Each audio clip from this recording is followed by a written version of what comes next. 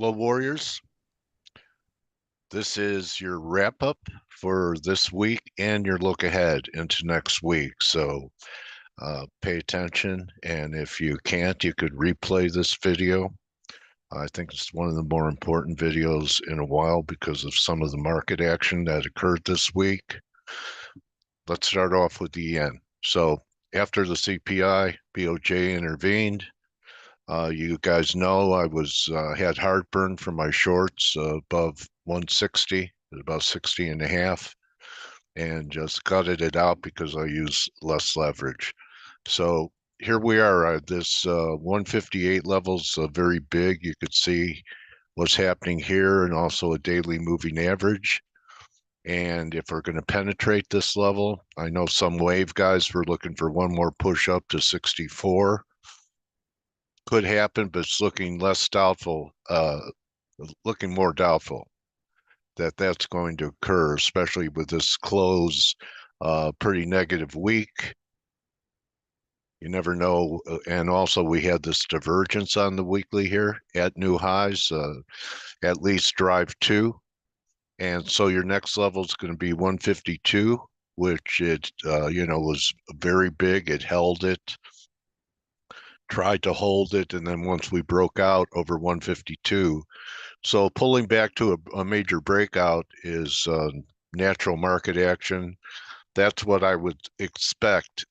Whether or not there's one more push up or not, 152 is going to be important. Now, if we take out 152, which is right around this weekly 50-week moving average, then you're really opening the door for 140 handles, right, to attack something like all the way down here. And I said that I thought eventually the yen would reconnect with the yields, and the 10-year cracked 420 yesterday. Still a negative week. Any rallies, any bounces in the 10-year need to be sold. Looks like could be on the verge of an acceleration, but they could always try and take it back to 430 or so.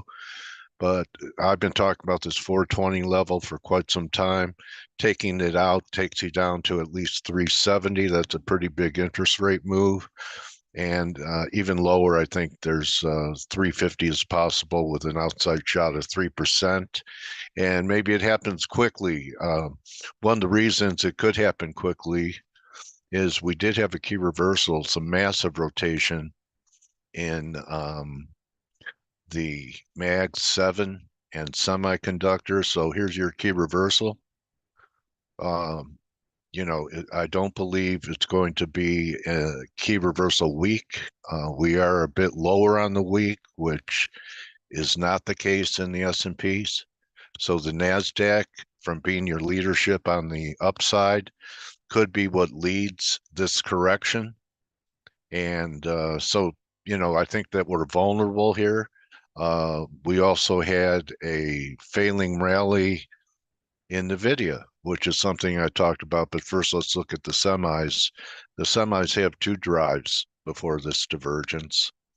So let's look at it. They're up a little bit today, but as you can see, the semis, huge outside day. This is drive one, big confirmation. Here's drive two. And we don't always have to get three. We may just pull back to support and make another run, but that's pretty negative action. And with the semis making a higher high, Nvidia failed right at the 78% level. It was 135.34. I talked about it earlier in the week.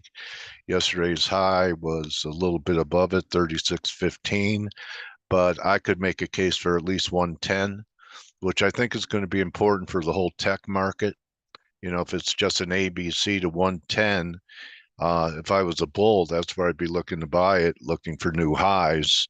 But if we get through 110, there's a lot of room underneath the market. We have unfilled gaps here, and actually the 200-day is all the way down here, which would be close to a 50% haircut on Nvidia, both pre and after the split. So this would be serious. So 110, I think, holds not only the fate of Nvidia, but for the Mag 7, which most of them had pretty ugly days. Here's Microsoft. Okay. Not a real clean divergence there, but Netflix never even made a new high. When it did, look at the glaring divergence in Netflix. Google, pretty good divergence there. Meta gotten killed again. And look at this divergence. So there's some problems with what people have felt was the safest stock in any environment. And what they did is they rotated into the Russell. And, and now we're going to hear about the rally broadening out. Here's the Russell, big breakaway gap.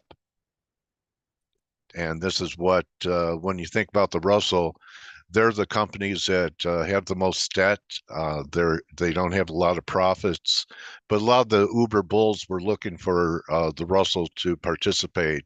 So it's one of two things: either it's a participation where we're going to make a big run in Russell with guys like Tom Lee and Henrik was looking for that, and Dave H. Contrarian.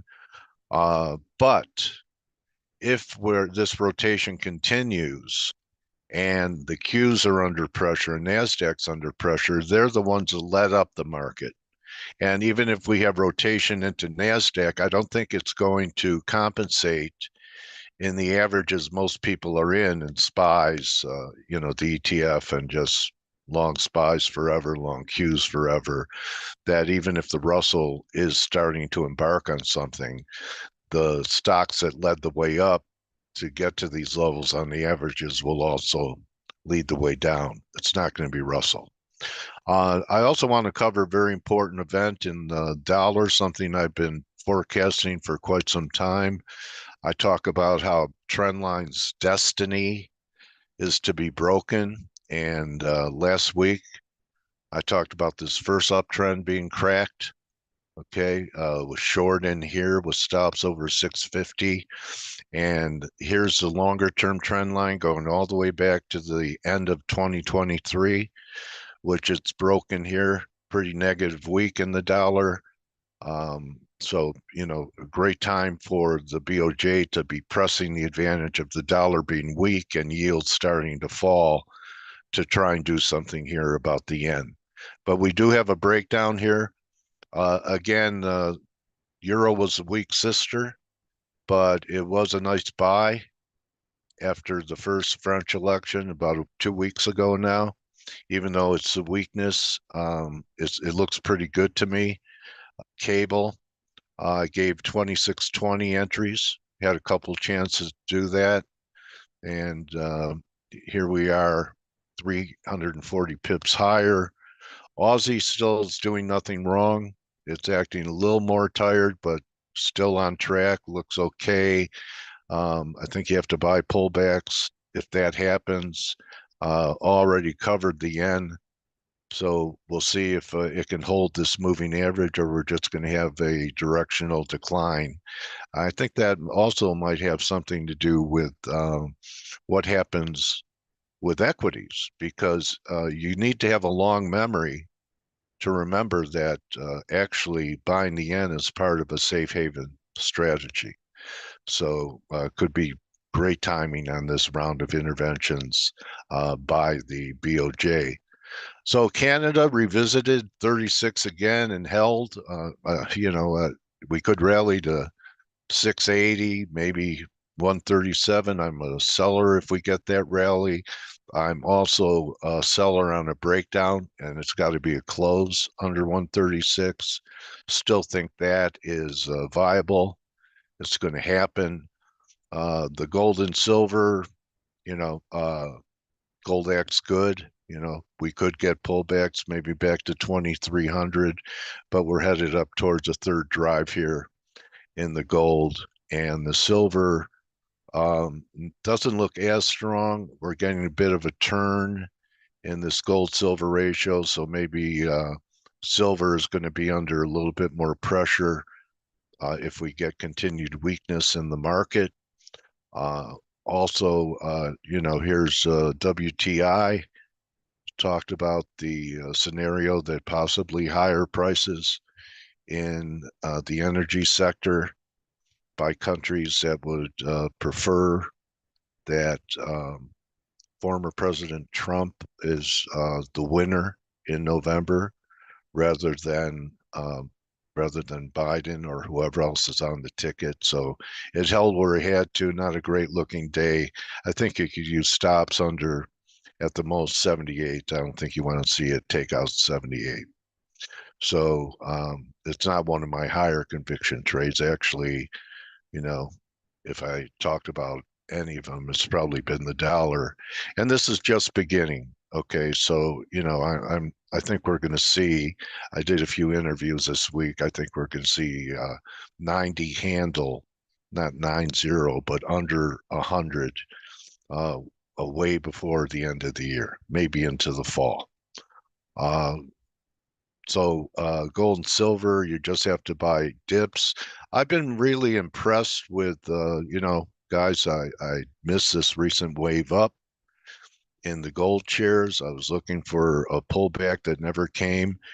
And, there were a couple rumors when last month China came out and said they weren't buying gold. That was this day. Don't believe them. I think they say that so they could get better prices to accumulate. And then Monday we were down pretty good too, about $30 or so. And that was the second month that they announced that they're not buying gold, and that had less impact. So I've heard from trader friends that a lot of the buying's coming in Asia, and oh yeah, China's in Asia. All right, so we'll see what happens if we're going to get this move up for a third drive up here that comes in around 2470 or so. Um, that's doable, but we may want to pull back to and check this breakout one more time. One thing I could say with conviction is don't be long gold if, and it's just an if. See how we tested this breakout here and here, actually putting in a nice day here. Back under 2350, something else is going on. And silver, I think, should hold maybe this 29 and a half or 30 level. We'll see what happens. A weak dollar isn't going to do anything but be a tailwind for all commodities, including the metals. So I believe that's what I wanted to cover. Let's see if we get some follow through on this NASDAQ and semiconductors and another negative week in the dollar.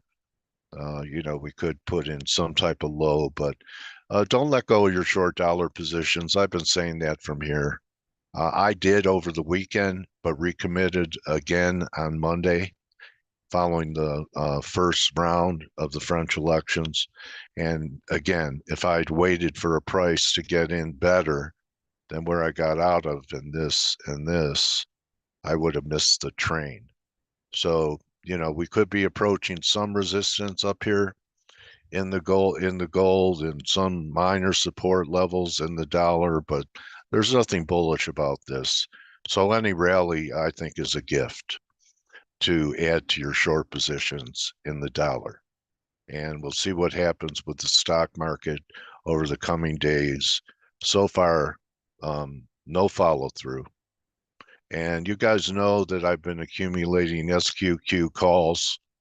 So, I started early, but I'm at BE on the D's calls now. We'll see what happens. This is not great follow through, but it doesn't mean that right away we're going to take out these lows. So you can see SQQ has resistance here at 780. And after that, you're talking about $9. So we'll see what happens. I think that it was more than a one-day wonder. Also, the Dow is getting very close to setting up a third drive. Wasn't sure it was going to be able to get there, but we're almost there. Here's your daily Dow. We haven't quite made new highs. New highs would come in over 40,110. So we're still a couple hundred points away from that, but you could see the form that we could be setting up a three drive to a top formation. It's even cleaner on the weekly. You could really see it there. And there's no way where the RSI is going to confirm on this move into early next week. Looks like that's what's going to happen.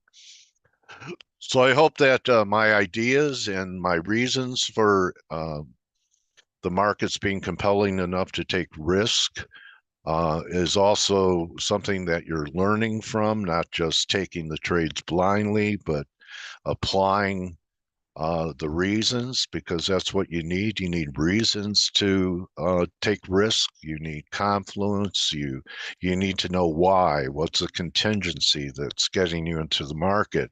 Important to define that, because if it's negated, then you know where you have to get out of the way. And you also have to have an idea of what the potential of the trade is, to have some type of objective, longer term. Not saying you don't take partials along the way. And, I'm sure you've taken some partials on short dollar positions, long pound positions, long euro positions, maybe even short yen positions. And so hope everyone has a great weekend. Do your homework. I'm prepared to add on to dollar shorts on any strength. I still think that there's a chance, a pretty good chance. I'm not that impressed with the little bounce we're getting in the NASDAQ. Could end up fading by the end of the day, but I just want to make you aware that we've had a key reversal before that gave you a little follow through. This was a key reversal. This was at new all-time highs, right? And you didn't have much of a pullback. It lasted for a few days. I think this one has more legs, and that we're at least going to head back down to 19.5, maybe the 50-day at 19.2. So that's still 1,000 points, 700 to 1,000 points in NASDAQ. So that's a wrap. Remember, don't just count your pips, count your blessings. Bring your best stuff into the room. Mike is in there all the time. I'm not in there as often, but my comments going into Monday was stay short the dollar, sell any strength. I gave prices to do so. And that's going to be a wrap for me. Have a great weekend, everyone. Remember, trading is what we do. It's not all that we are. Adios.